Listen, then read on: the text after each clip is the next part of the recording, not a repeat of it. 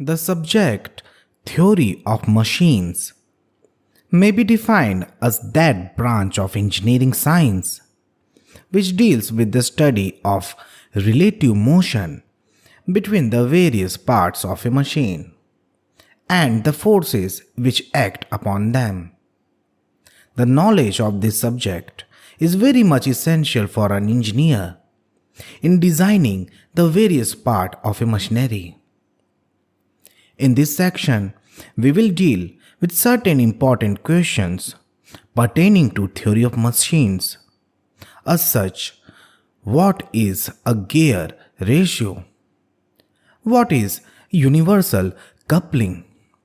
What are the advantages of a gear drive? What is herringbone gear? What are the different types of springs? And many more.